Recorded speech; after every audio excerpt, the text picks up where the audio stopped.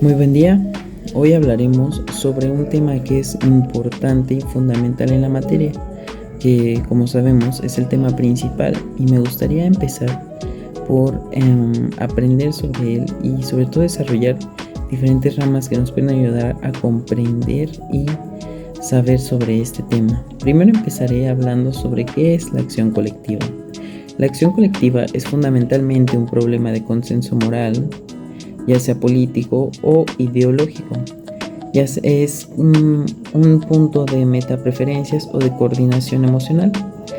En segundo lugar, para que quede un poco más claro este tema, me gustaría hablar que es un problema de negociación o también podría ser de intensidad de la cooperación dependiente de las preferencias, ya sea el ordenamiento de resultados individuales y colectivos. Aunque la acción colectiva depende de la capacidad de interacción estratégica y esta abarca las motivaciones racionales, ya sean intereses como una motivación racional o una motivación no racional como las razones, las pasiones y normas sociales. El tamaño de los grupos constituye un gran impedimento para organizar masivas y duraderas acciones, generadas desde abajo y no dependientes de incentivos selectivos controlados por una minoría organizada. Esta puede presentar diversas problemáticas. Como sabemos, existen algunas agrupaciones, ya sean clases sociales, sindicatos, vecindades, grupos, entre otros, entre muchísimos otros, que no logran propósitos colectivos o no acceden a bienes de consumo colectivo, ya sea la seguridad, la justicia, el cambio social, entre muchísimos otros temas que son de gran importancia en la acción colectiva, porque gran parte de los individuos que lo componen no cooperan para tales empresas. Eso puede hacer una gran desorganización al momento de hacer una acción colectiva. Es importante tener en cuenta estos puntos al momento de realizar una. La no cooperación es la opción preferida por muchos individuos, ya que prefieren no tener cierto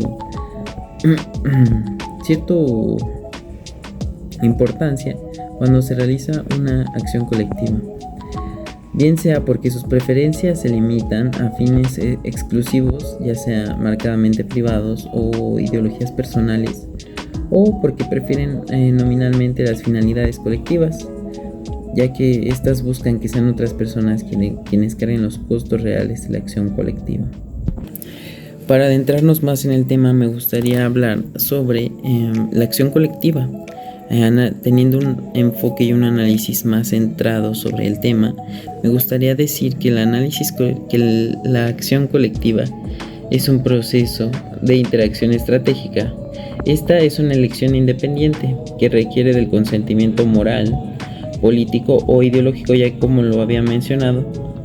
Esto ya sea de no disidencia, indiferencia o apatía, y de la cooperación racional, no estar en busca de problemáticas, sobre todo de los individuos que pertenecen a una colectividad. Además, la acción colectiva depende de las creencias y las oportunidades endógenas y exógenas. Es muy importante señalar que estas acciones colectivas van acompañadas de 3 puntos muy importantes, los cuales deben ser tratados de una manera en la que se pueda hacer una palabra para hacer énfasis en ellas. Por ejemplo, una de ellas es el consentimiento, ya sea de consentimiento, de la cooperación y de las creencias. Estas 3 son las que ayudan a que una acción colectiva pueda ser más fuerte. La acción colectiva es costosa, puesto que depende de oportunidades materiales e institucionales. En esta me gustaría enunciar que hay 5 facetas de este proceso, las cuales se enuncian y se desarrollan en consentimiento colectivo para pertenecer a una colectividad y para actuar en beneficio de esta, lo cual supone un consenso. Esta es de voluntad colectiva o una coordinación, ya sea norma social, gracias a motivaciones como la razón y o las emociones. Una vez existe consentimiento, se requiere de la cooperación, la cual demanda solucionar un problema de negociación para humanizar los intereses individuales con fines colectivos. Supongamos que cuando se hace una acción colectiva, todos sabemos que cada uno, como ya lo mencioné, tenemos diferentes pensamientos, sobre todo diferentes creencias en el aspecto de diferentes intereses personales, por así decirlo, y para darme a entender mejor, es importante tener en cuenta que el consentimiento es una parte muy muy importante para que se lleve a cabo la acción colectiva. También me gustaría hacer un poco de énfasis en el consentimiento y la cooperación, ya que de estos dependen de las creencias de los individuos y estas juegan un papel muy muy estratégico en estas. Los individuos dan su consentimiento y ofrecen cooperación si se consideran que sus semejantes también lo harán. Sobre todo en los puntos y aspectos que he visto en la acción colectiva, me he dado cuenta que al final de todo llegan a la cooperación, pero es muy muy importante que llegar a ese punto, sobre todo porque esto muestra señales y efectos de demostración que toman su propia dinámica por la creencia y debido a la confianza que le inspiran, la cual es posible por la creencia de una interdependencia directa y o continuada. Estas pueden presentar oportunidades endógenas para actuar colectivamente. Esto es muy importante de entender, sobre todo porque pueden existir problemáticas.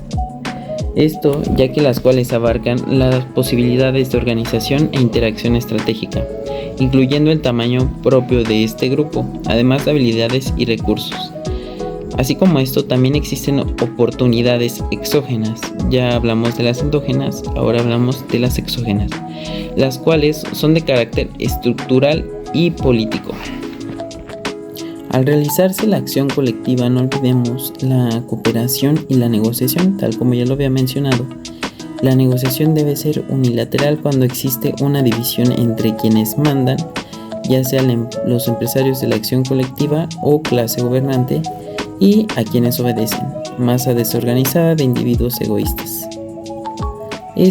En tal negociación existe un uso estratégico de los incentivos por parte de un empresario de la acción colectiva que estimula, manipula económicamente a una colectividad para que coopere con una acción cuyas finalidades posiblemente hable sobre el poder indirecto.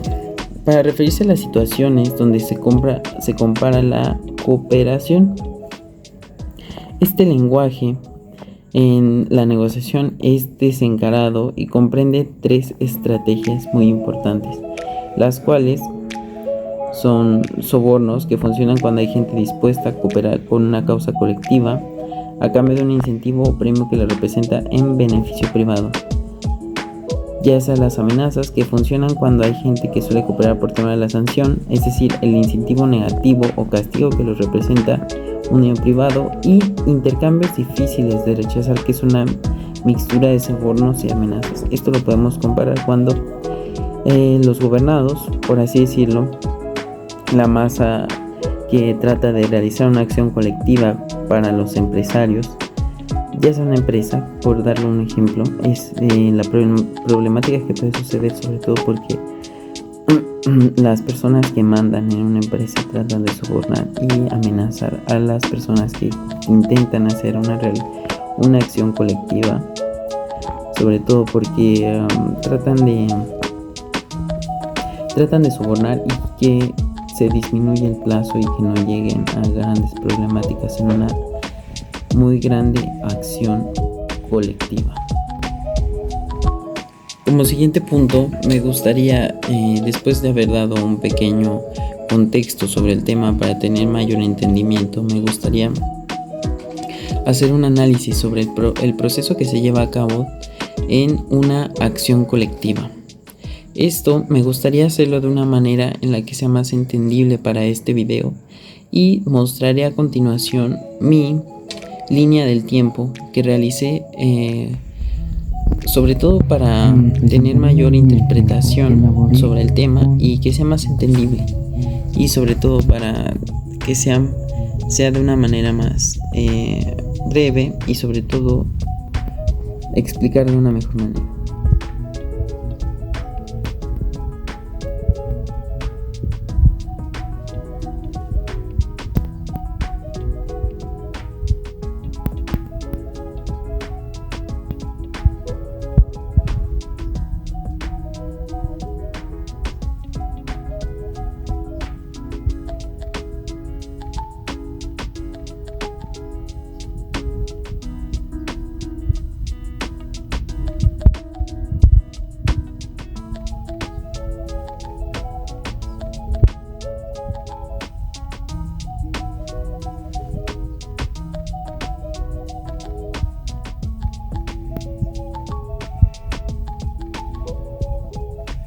Después de haber realizado la admisión y el emplazamiento de esta misma demanda, es importante tener en cuenta que para que prosiga el proceso, es importante que se haya admitido la demanda, sino en caso de que no se haya admitido la demanda, no podrá seguir este proceso.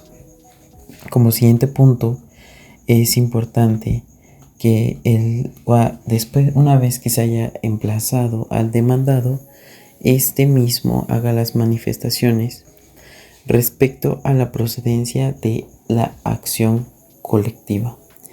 Es muy importante que lo haga en los términos y el plazo que se haya dictado, para después dar continuación a la certificación del juez sobre los requisitos de procedencia de la misma acción colectiva.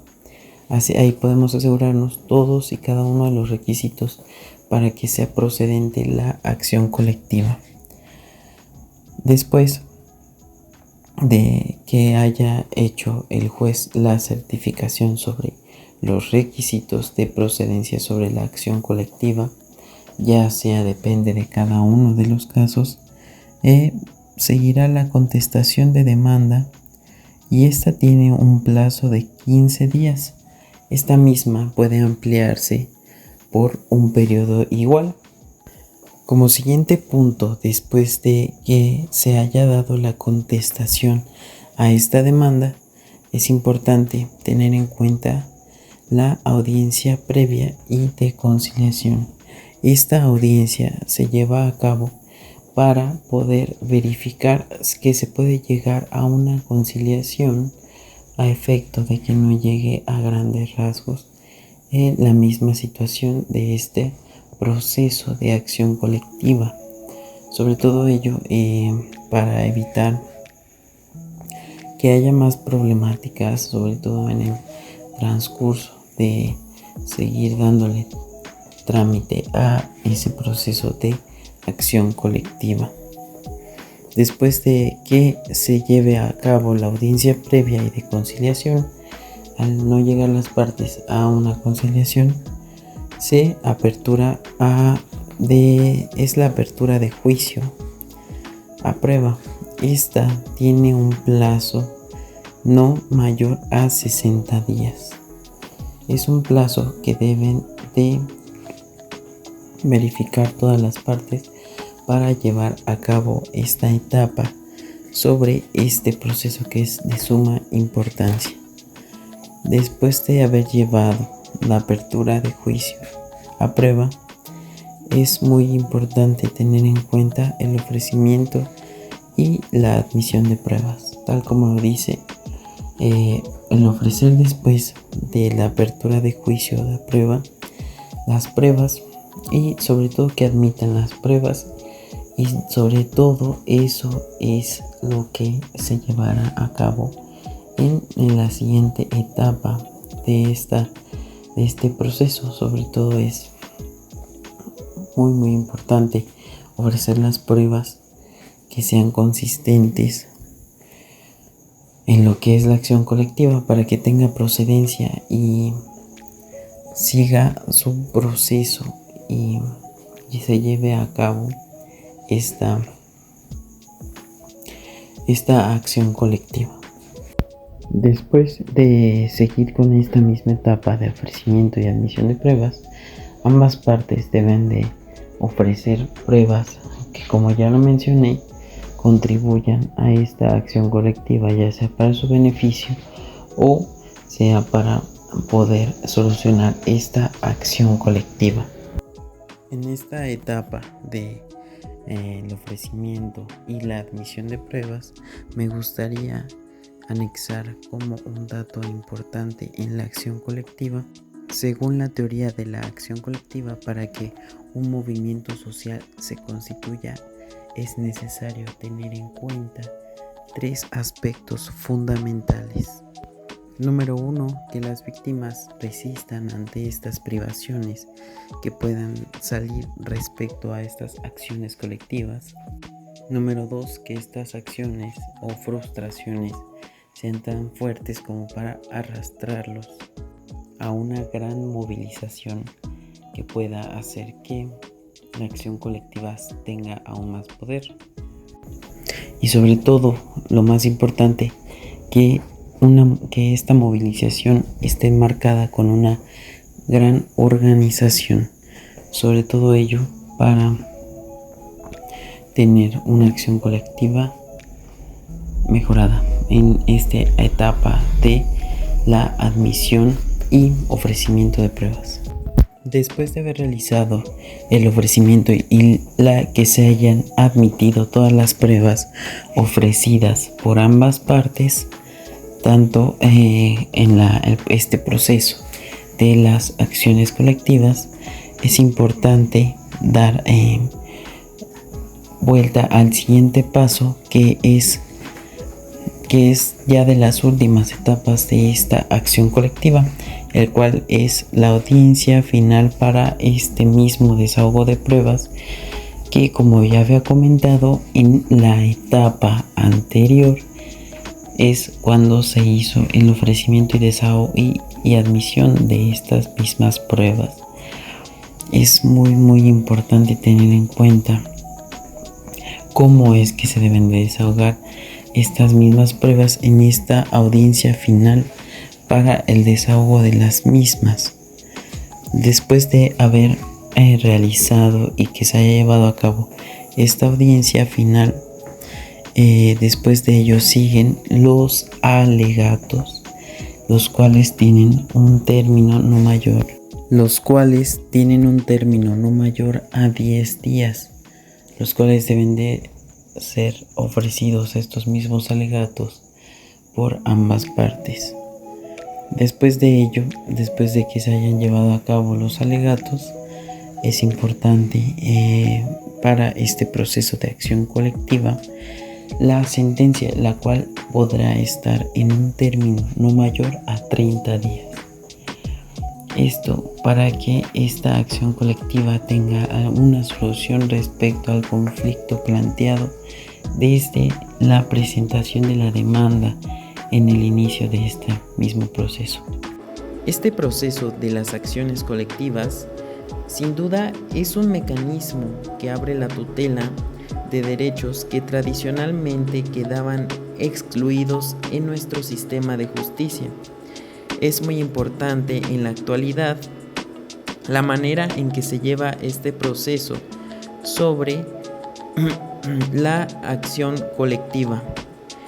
Como ya lo expliqué, es muy importante, sobre todo porque constituye un procedimiento mucho más flexible en la actualidad, ya que permite al juez competente realizar los actos necesarios para hacer efectivos los derechos que por su naturaleza son difusos, ya que requieren de un sistema diferenciado de pruebas en su obtención de las mismas y análisis de estas mismas, sobre todo porque da alcance probatorio, además de que estos efectos posibles de dichos procedimientos deben ser acorde al tipo de derecho tutelado y la afectación reclamada en esta misma acción colectiva. Sin embargo, analizando este mismo proceso sobre estas acciones colectivas en diversos sectores, es considerado que las acciones colectivas están reguladas actualmente, sobre todo están lejos de tutelar de manera amplia y efectiva la pluralidad de derechos o intereses que puedan corresponder una colectividad, ya sea difusa o determinada. En este contexto sobre las acciones colectivas, estas se reconocen de forma expresa, ya que este interés de las colectividades para reclamar la tutela de derechos o intereses cuya afectación que sus integrantes no resientan en forma directa en su esfera individual. En efecto, me gustaría citar el Código Federal de Procedimientos Civiles, ya que en este se reconoce el interés de las diversas colectividades, y ya sea indeterminadas o determinadas. Esto me gustaría citar el artículo 580 de este mismo Código Civil de Procedimientos, de este Código de Procedimientos Civiles, ya que esta norma establece que las acciones colectivas son procedentes para tutelar derechos, sobre todo el interés colectivo de naturaleza indivisible, cuya titularidad corresponde a una colectividad de personas indeterminadas o determinadas, ya sea el caso de este proceso sobre la acción colectiva. Estas están relacionadas por circunstancias sobre derechos e intereses individuales. Como sabemos, en una acción colectiva, como ya lo habíamos mencionado con anterioridad en este video, las personas que participan en una acción colectiva todos tienen intereses individuales de naturaleza colectiva o ya sea de naturaleza indivisible.